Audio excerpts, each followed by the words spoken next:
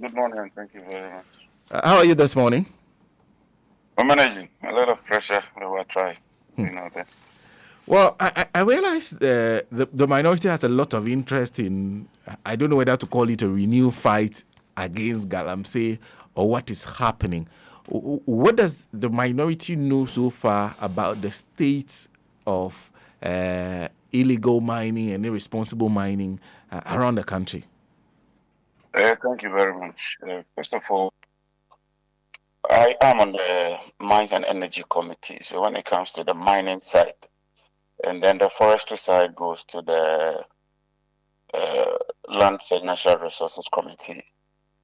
And so we have been picking information. And normally we work with a lot of informants, a lot of media, and other people.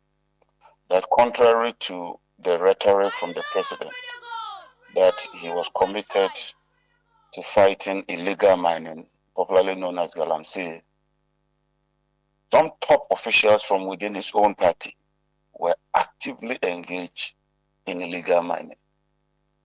And so, as a minority, we took this up. And if you follow the trend for the past 1 month, we have been talking about this issue and dealing with it.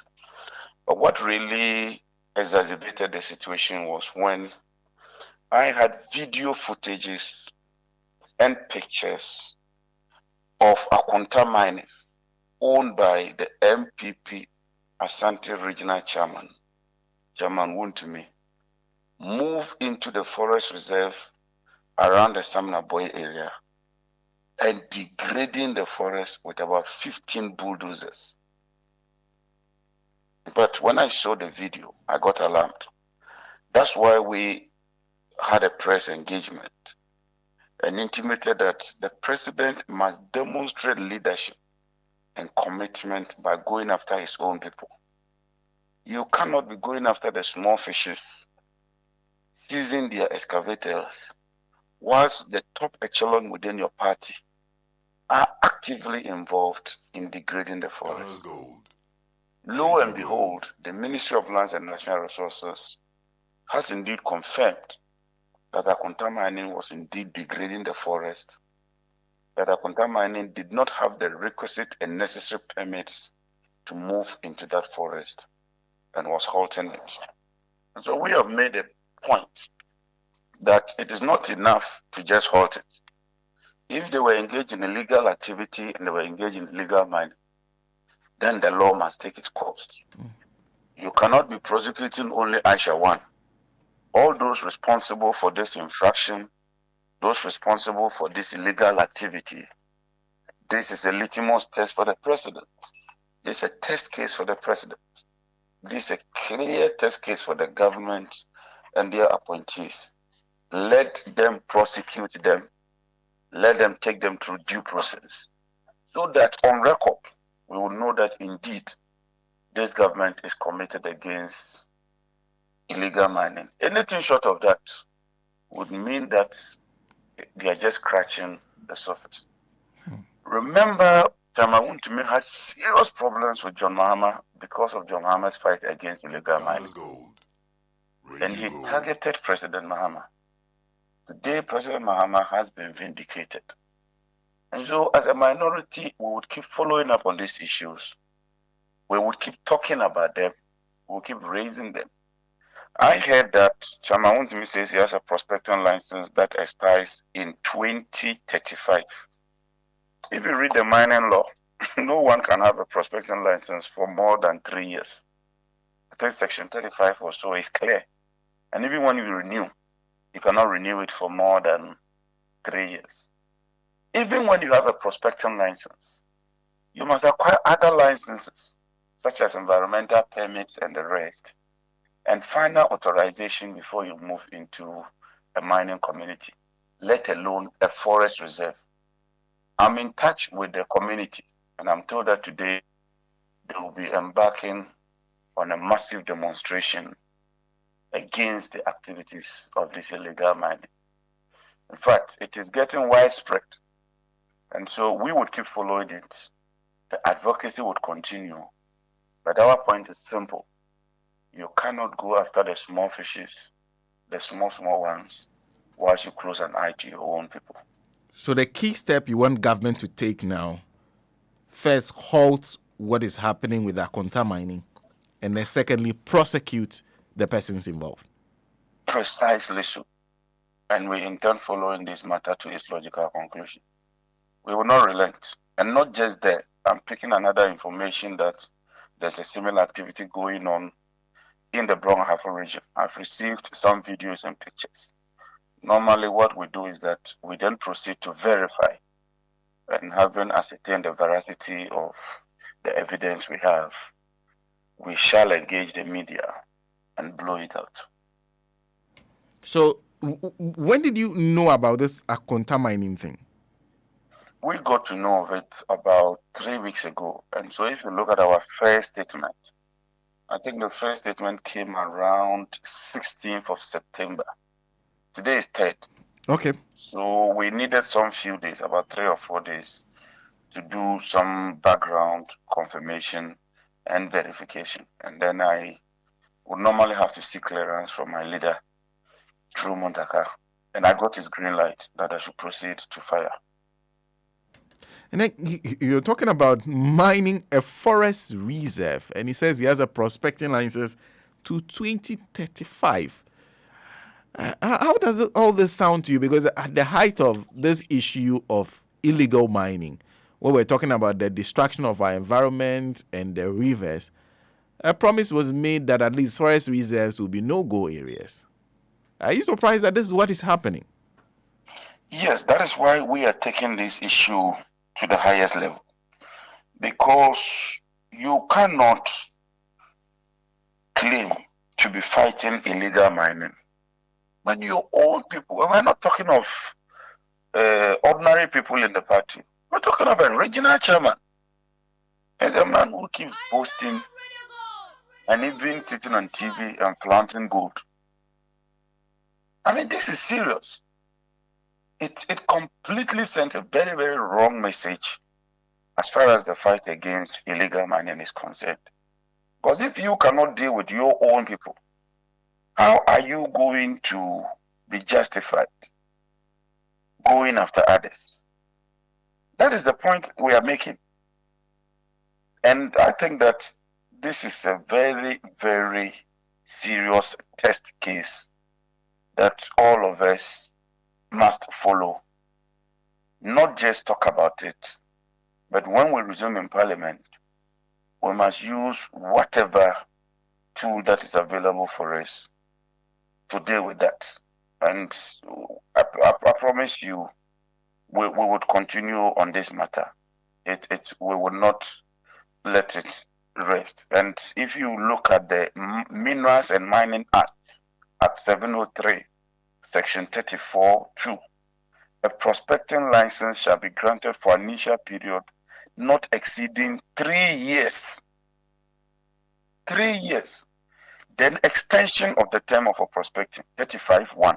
The holder of a prospecting license may, at any time, but not later than 3 months before the expiration of the initial term of the license, apply in the form that may be prescribed to the minister for an extension of the term of the prospecting license for a further period not more than 3 years.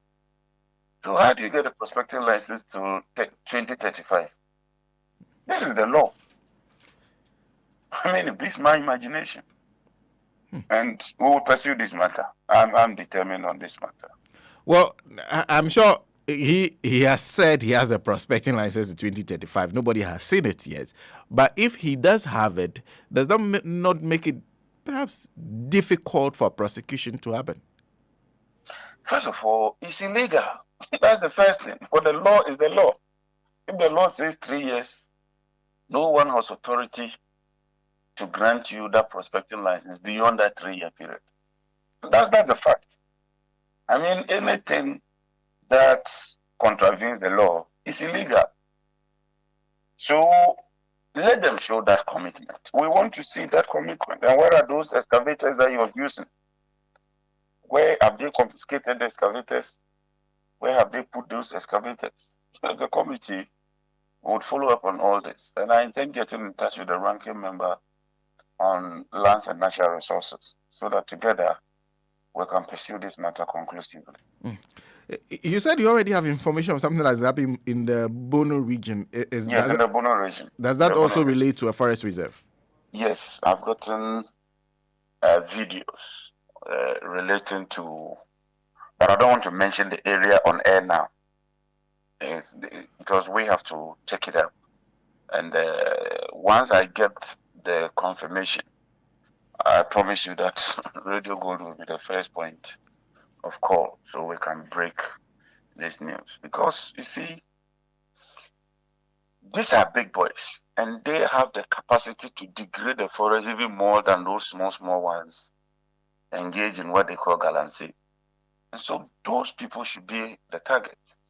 And government must start or show commitment of the fight against illegal mining by going after its own people. If they cannot do that, then this fight is as good as dead. And that's why we, on the minority side, would keep speaking about these issues. I've come under a lot of attack. I'm told they've been insulting me, they've been attacking me. But the thing is that what we are doing is legitimate. All what I have raised are legitimate issues. And so we'll continue to do that. We'll continue to talk about illegal mining. We'll continue to advocate and to pursue this matter. I know you have a strong representation in some of this region, parts of the western north. You have your members in Bono East, among others. How involved are they in this fight? Because, of course, as MPs, I'm sure they are seeing a lot. Yes, and they've been very, very supportive. My strength is more with the energy sector. I was a minister of energy, former minister.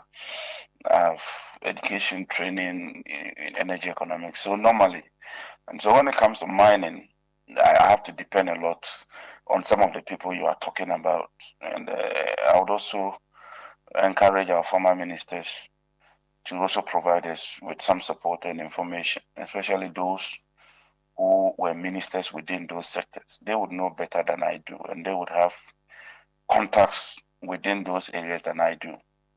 But I can assure you, some of our MPs have been very, very supportive. And when we get information and we confirm and substantiate some of the information we get, we would keep pursuing these matters and dealing with them. Let me end by asking you what role you think Parliament as a body, the bigger body, can play in perhaps bringing a halt to this, because government are making promises, and the more they come out to fight, the worse the situation becomes. So what role do you think Parliament can play in this to ensure that perhaps this fight is won? The first has to do with the laws. If the laws need some tightening, of course, Parliament would have to do those necessary amendments and passage of the laws. The second one has to do with reporting, because some of the agencies come under various committees. And at the beginning of the year, the agencies will normally appear with their set targets. And so Parliament will have to hold those agencies accountable to ensure that they meet those targets. And then the ministries. Unfortunately, the Ministry of Lands and Natural Resources doesn't come under our committee. It goes under Lands and Natural Resources Committee. And so the committees would have to hold the ministries responsible. The other issue has to do with site visitations. In fact, we were planning to visit Akonta Mine in the western region. But the information we got is that there was some shooting incident there, and the police were not even willing to provide us with security. Also, once you announce that you are going there and you inform the security agencies that provide us with security, they always leak the information to government officials, and they do a lot of cover-up before you even get there. So that has been our handicap in terms of surprise visits vis-a-vis security, because we are aware that some of these mining companies have assault weapons guns and the rest. And so, even given the tight situation, we have to try our best.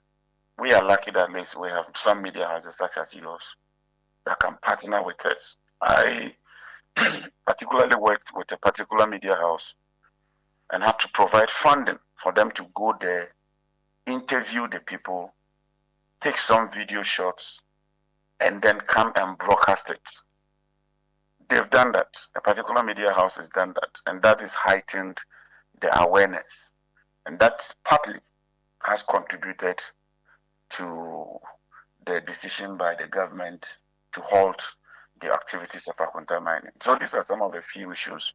But sometimes too, we have to protect our informants. And so you find it difficult putting out certain information out in the public domain. Well, Honorable John Jinapor, thank you very much for speaking to us. Thank you, my brother. I'm grateful. He is a ranking member on the Mines and Energy Committee of Parliament, speaking to us, especially on the issue of Akwanta mining. He says they are picking up more information that there are other forest reserves that are being